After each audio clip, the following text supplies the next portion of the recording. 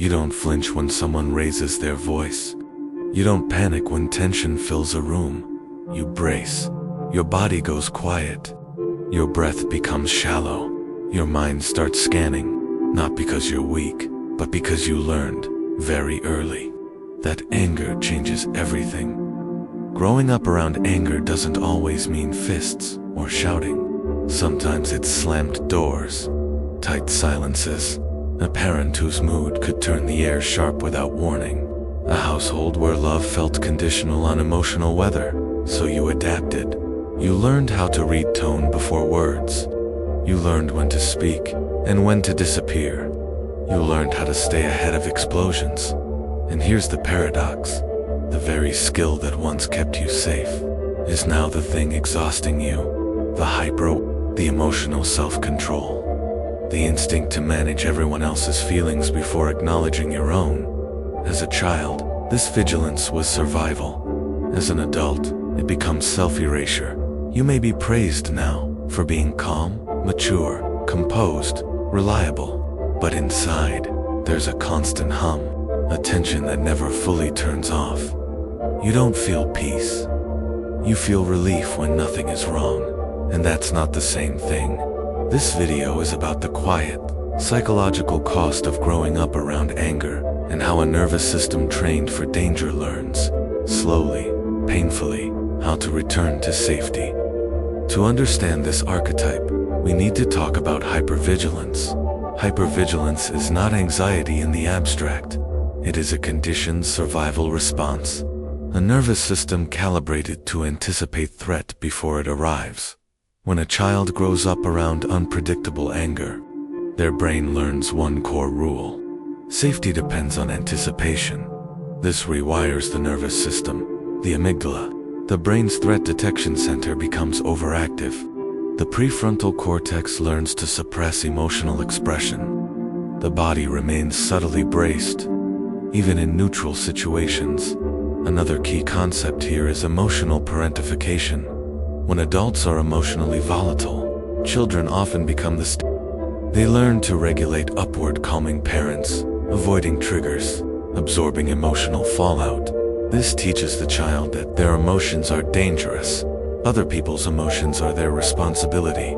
Calm must be maintained at all costs, so over time, this creates a pattern known as fawn response, one of the lesser-known trauma responses, alongside fight, flight, and freeze. The fawn response says, if I stay agreeable, quiet, and emotionally invisible, I will be safe. Neurologically, this keeps the default mode network, the brain's self-referential system, focused outward instead of inward. You think about yourself through others' reactions, not from internal truth. You don't ask, what do I feel? You ask, what will keep things stable? And slowly, identity becomes performance. Carl Jung once said, the greatest burden a child must bear is the unlived life of the parent. But there is another burden, the unlived life of the child themselves. Growing up around anger teaches you that authenticity is risky, that softness invites damage, that rest is a vulnerable state, so you trade truth for peace. You don't express anger, you internalize it. You don't ask for help, you preemptively adapt. You don't relax, you monitor. This creates what can only be described as invisible grief. Grief for the self that never felt safe enough to be spontaneous. Grief for the childhood where silence felt smarter than joy. Grief for the adult moments that should feel light, but don't. Even happiness can feel suspicious, because deep down, your nervous system learned calm is temporary. Anger always returns, so you live slightly braced against joy, waiting for the shift, waiting for the mood to turn. This is the philosophical weight of growing up around anger, the belief that peace must be earned and constantly defended, never received freely. This childhood environment doesn't disappear.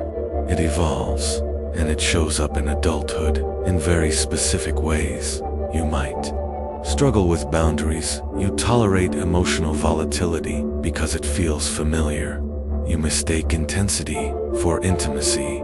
Avoid conflict at all costs, not because you're passive, but because your body associates disagreement with danger. Feel responsible for others' moods. If someone is upset, your system activates. You try to fix, soothe, or withdraw. Suppress your own anger, you fear becoming what hurt you. So anger turns inward into shame, anxiety, or exhaustion. Overfunction in relationships or work, you stay prepared, anticipating needs, managing outcomes, burning out quietly. Feel unsafe. Relaxing stillness feels like waiting for impact. You keep yourself busy to avoid vulnerability. These are not personality flaws. They are coping strategies. The first step toward healing is witnessing, not minimizing, not saying, "It wasn't that bad," but saying, "It shaped me." Because patterns only loosen when they are seen without judgment. Healing from growing up around anger does not mean erasing the past. It means teaching your nervous system a new future. This begins with inner child, reparenting, offering the safety that was missing, speaking gently to the part of you that learned to stay small. It involves shadow work, allowing yourself to feel anger without shame. Anger, when owned, becomes clarity, boundary, self-respect. It means choosing softness on purpose, letting your guard down in controlled ways, allowing rest to be neutral, not earned. And perhaps most importantly, it means learning this truth. You are not responsible for regulating other people's storms. The goal is not to become fearless. It is to become regulated. As philosopher Alan Watts said, you don't look out there for God, something in the sky. You look in you. Healing is not fixing what's broken, because you were never broken. You were adapted, and now you are allowed to adapt again. If this resonated, share it with someone who grew up learning silence instead of safety. Subscribe if you're ready to unlearn survival and move toward wholeness, because you don't need to stay braced forever. You're allowed to rest now.